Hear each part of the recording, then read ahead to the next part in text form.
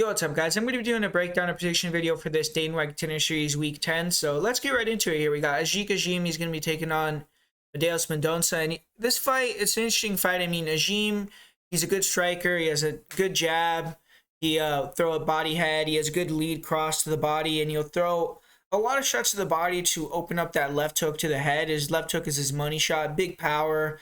Seen him knock multiple fighters out with that left hook. Super fast, explosive early. A lot of really fast knockouts in the first round, but tends to slow down, and he doesn't have a lot besides those aforementioned combos. As he gets tired, he can start to get backed up, and he lost his fight to Chris Moutinho really by getting Homer Simpson basically. And he's a dog. He'll try to stick in there, but most of the time he's been able to be the hammer and not the nail. And I don't really think he's the best nail, but I haven't really seen any fights where Ajim really got put on his back.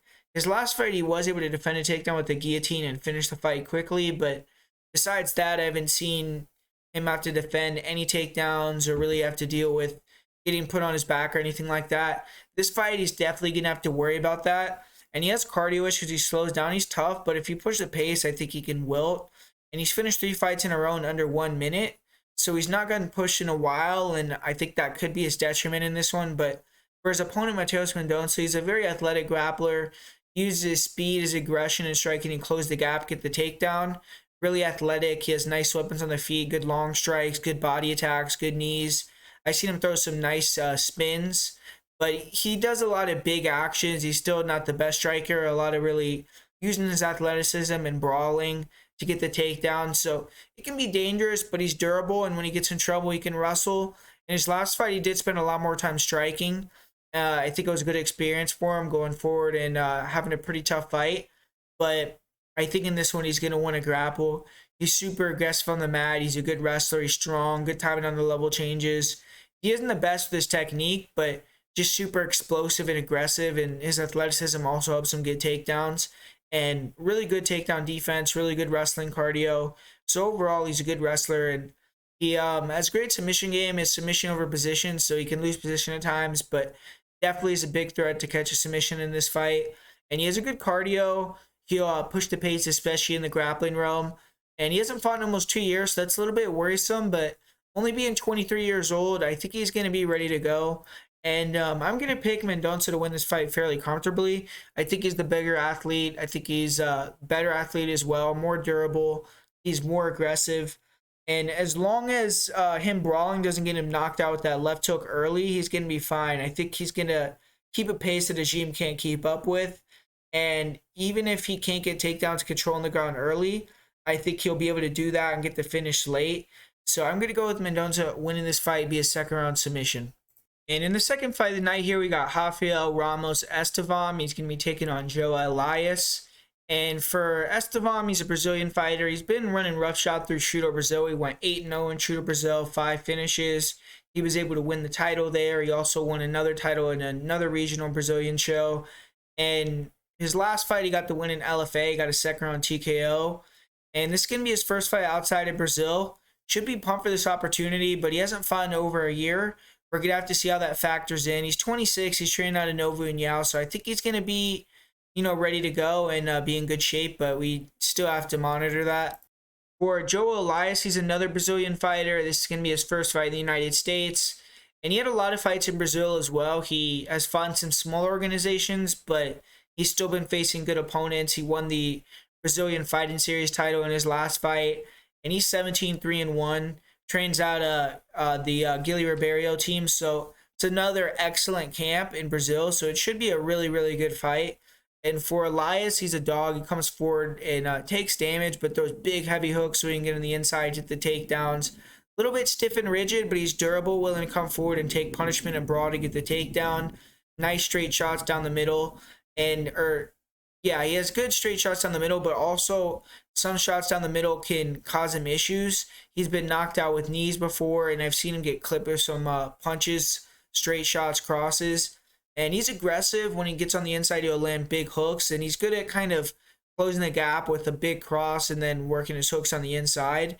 And fighters have to anticipate the takedown. So he's able to, do a good job of kind of giving that kind of Mirage is he can get the takedown and then throwing a lot of strikes, then mixing it up and doing well with that. And he's gotten takedowns really early in a lot of his recent fights, so we haven't gotten to see his striking, but good clinch, good double leg takedowns, and he's very strong, good at getting to the ground, very aggressive. Once he's on top, he's a really good submission artist. He's finished his last 5 fights in a row by submission. And on top, he wants to get to mount or the back. He has nice arm bars for mount or the back, good rear naked chokes. And he's run through a lot of guys in the first round, a lot of first round finishes. And I think he's going to win this fight. I think Elias is going to get the win. I think he's going to be the fighter going forward, throwing the bigger, heavier shots. I think he's going to be able to close that space, get inside, lane cleaner. I think he's a better grappler. And I just think he's a little bit better everywhere. I haven't seen too much from Ramos, so we will see. But I'm pretty comfortable in saying that Elias should win this fight. In this third fight of the night, we got Freddie Leonards. He's going to be taking on Jack Jenkins. And Freddie Leonards, he's an Ecuadorian fighter. He's fighting out of Bone Breakers MMA. And Bone Breakers MMA is actually a pretty good gym. They produce multiple UFC fighters in the past. It's in Mexico, so you know he's going to have good cardio. And he's been fighting in Mexico recently. Leonards is the current Budo Cento featherweight champion. And he won the title in 2021. He defended it 4 months ago. So this is going to be his first fight in the United States. It's going to be his most experienced opponent to date and step up in competition for him, but already has championship experience. And he's an all-rounder. He isn't great anywhere, but he's serviceable with his boxing and his wrestling. He stands tall and tries to be light on his feet, in and out movement, but he's not the most athletic. He does have a nice jab, and he looks to move, feint, use the jab, then counterpunch with the pull twos. And he's good at using those feints to open guys up, but when he's forced to go first, he is a little bit vulnerable. He comes forward chin first. He can be countered.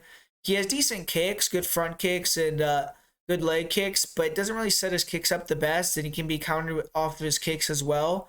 He doesn't move his head, and he holds his hands low. He's willing to walk through punches at this stage of his career or try to level change in fighters' throw and get the takedown. But eventually he's going to get put to sleep. An opponent with good boxing that could pressure and force him to box, I think, will piece him up. I feel like he has a good chin as of now. He has been TKO'd once, but it was a doctor stoppage. And he could take it, but eventually he's going to stop having that good chin. But he's not a power puncher either. He relies more on volume. He has 7 TKOs, but a lot of those are ground and pound finishes. In his last fight, he did hurt his opponent with a flurry and a flying knee against a cage and TKO'd him, so that was impressive. But he's more of a wrestler, good timing on his level changes. He shoots in, then looks to circle to the back. He's good at really getting deep on the hips. His takedown defense is really good also, really good scrambler. And on top, he has good control, heavy ground and pound, isn't a submission threat, and he can be taken down. His takedown defense is good, but he stands so up and down that fighters can't get in on his hips sometimes. He got taken down in his last fight, and he looked a little bit weak off his back. He didn't really show much. He was eventually able to explode back up, but more due to a mistake from his opponent. He does have good cardio, Leonards. I've seen him slow down, but he's able to get second wins. He's been in 5-round fights, so I doubt he gasses in this fight. And he has good heart, which goes a long way. He's confident right now. And his opponent, Jack Jenkins, he's an Australian fighter. He's been fighting in some of the biggest promotions in Australia, such as Hex Fight Series, Eternal MMA. He's actually the current Eternal Featherweight Champion, defended that belt twice. He also won another regional belt at Rogue MMA 1 in December of 2021. I guess that was their first show. He started his career a little bit unsanctimoniously. He was 3-2, but he's won 6 fights in a row. The opponents have been subpar, so we'll see if he's ready for the step up, but he's looking good. He's a big physical guy for the weight. He's stronger, more athletic fighter in this contest, in my opinion. And on the feet, he's a power striker, heavy leg kicks. He batter guys' lead legs. His leg kicks are definitely his most effective strike. He's credited with 1 finish via leg kicks, but I would argue that his finish of Jesse Medina at Eternal MMA 56 was more due to leg kicks than punches as well. And Jenkins has a nice jab, good combinations. His check hook isn't bad. Good left hooks to the body to right crosses or overhands. And he has good vision, good head movement. He's good in the pocket. On the feet, I think he's much better in this fight. He's fast. He's explosive. He'll throw some really heavy body head combos. Very Muay Thai kind of style, so he can get clipped with counters. But his defense, his hand combinations are better. He's more fluid than Leonards. He's more powerful, more durable. And I think he looks strong. He has good takedown defense, good job getting underhooks when fighters shooting in on him or sprawling out. And one of his early losses against Jesse Medina, he did get submitted after slamming his opponent, landing some big ground and pound from full guard. He allowed Medina to get deep on an armbar and ended the fight. He also lost to Song Kim by rear naked choke, which I couldn't even find highlights of the fight. But I don't really see a submission threat from Leonards. If he can get Jenkins on his back, that is somewhere I haven't really seen Jenkins be at. And I think that, he could potentially hold him down. But for Leonards to get the takedown on Jenkins, I think it's going to be tough. Jenkins looks strong, solid, athletic, and knows fighters are going to be trying to take him down. He's showed good takedown defense recently. His cardio is solid. I've seen him go 5 rounds easily. And I see him getting the KO in this fight or a dominant decision. He got a couple of knockdowns and a decision win in his last one. And Leonards is really tough. So I'm actually going to say he wins like 30-26 decision. Maybe gets a knockdown in the first round but can't finish it and then cruises in the next 2 and gets the win. So I'm going to go with Jack Jenkins here to get the job done. And with this next fight, we got a pretty difficult fight to call here with not a lot of footage on Vinicius Sensi. But Sam Patterson, he's fighting out of the UK. He's training with Team Crossface. And Team Crossface is not super well known, but they have guys like Charlie Leary. And Patterson's been fighting the Middle East in Brave CF lately. His last 6 fights came in that promotion. And he's been fighting really good competition for a while now. His last 4 wins have been impressive. And he's a finisher. He's only been in 2 decisions. He won 1, he lost 1. Or 1 was a draw, actually. 1-1 and 1 was a draw. And his last loss was a TKO loss. That was his second pro fight. I wasn't able to find many fights of Patterson. I found his match against Hardeep Rai. I found his fight against Sion Cowley at Brave CF 33. And then his most recent fight I found was versus Felipe Silva in September of 2020. Since then, Patterson has gone on to beat 3 more good opponents. But he's a long-range striker, good length, good speed, footwork, good counters. As fighters come in, it looks like he has good timing, good power with the left hooks and the 1-2s. And he throws some solid kicks. He has good chokes when fighters shoot in on him, but I haven't really seen him go in there and have to deal with the strong wrestler or grappler yet. And for Vinicius Sensi, he's a Brazilian fighter. He's based in the United States, so he trains out of Kings MMA in California. And that's one of the best gyms in the world. So he's going to have good coaches, training partners, a solid game plan. And he's won 7 fights in a row. He lost his pro debut. He had 6 fights in Brazil for small local shows. Then his last victory took place in Gladiator Challenge in California. And Gladiator Challenge, they even on Tapology, they have them flagged now as a fraudulent promotion or something like that. But they're known for putting on lopsided fights. And it was another case of that here, since he was 6-1 and fought a 0-0 opponent. And prior to that, he had fought 3 fighters with pretty good records. But nothing like the records that Sam Patterson has been facing. If you want to look at experience, Patterson has definitely fought a lot better fighters. And this is going to be his first fight in almost a year. And prior to that, fight against the 0-0 opponent, he had not fought for almost 2 years. So since 2020, he's only fought once, and it's been for 1 minute and 8 seconds. So it's really hard to get a read on a guy like that. 26 years old, he's still young. I only found one of his fights was that Max Fight 23 in 2019. That fight, he actually impressed me with the combos he was throwing. He looked really fast. The fight ended in 1 minute, but he was really explosive, closing the distance, threw some fast body head combinations, hurt his opponent, jumped on a guillotine, closed the show. With that being all I've seen, that's really super difficult to really say anything. A majority of his wins are submissions and rear naked chokes, but I haven't really seen him wrestle or take anyone to the ground yet. I haven't seen how his top game really looks. He's finished all of his wins within 2 rounds, and he got finished in the 3rd round of his first career fight. So I don't know if that maybe shows inexperience for his first fight or that he slows down. I really have no idea who to pick in this fight. Patterson has more footage I could find, and he was fighting better opposition. He looked pretty good at staying long, countering, and then attacking with submissions when fighters grapple. He actually caught another aggressive Brazilian striker, Felipe Silva, who fought in the UFC with a nice check hook knockout. I would assume that a majority of people are going to go with Patterson due to the resume, but I'm going to take a flyer and go with Vinicius Sensi to win by submission. I don't really have a great reason for it outside if I wasn't really ultra impressed by Patterson. I think Sensi, if he doesn't get caught clean coming in, could probably get inside, get the better of it there and maybe force the grappling. I mean, I really don't have a great read on this fight, though, because like I said, there's not a lot of footage on either guy. And I think anyone having a confident pick here is kind of fooling themselves. But I'm going to go with Vinicius Sensi by second round submission. And in the main event, we got the guy everyone's thinking about, wanting to see, and that's Bo Nickel.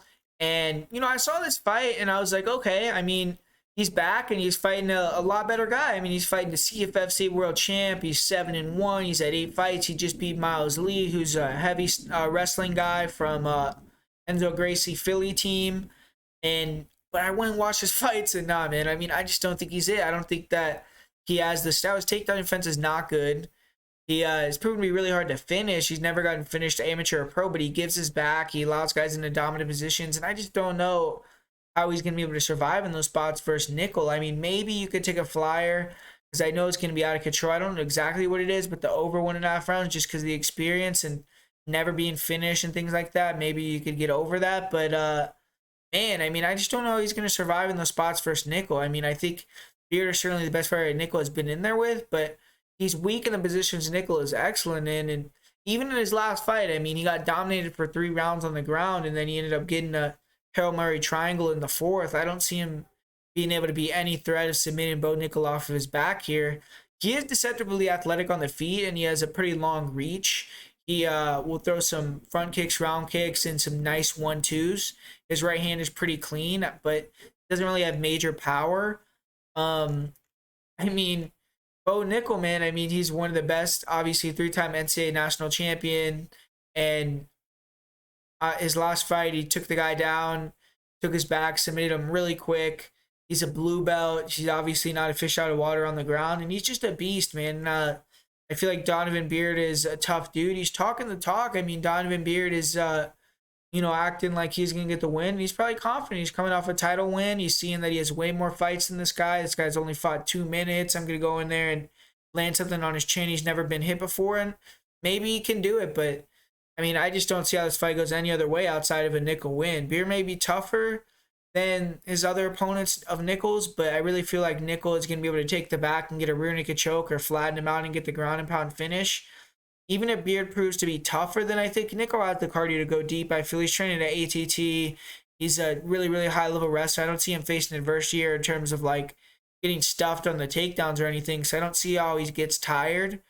And I am going to go with Nickel by a first-round submission. I think he'll get the rear naked choke. I think Beard's going to be tough. Probably take a lot of ground and pound and get finished late in the round.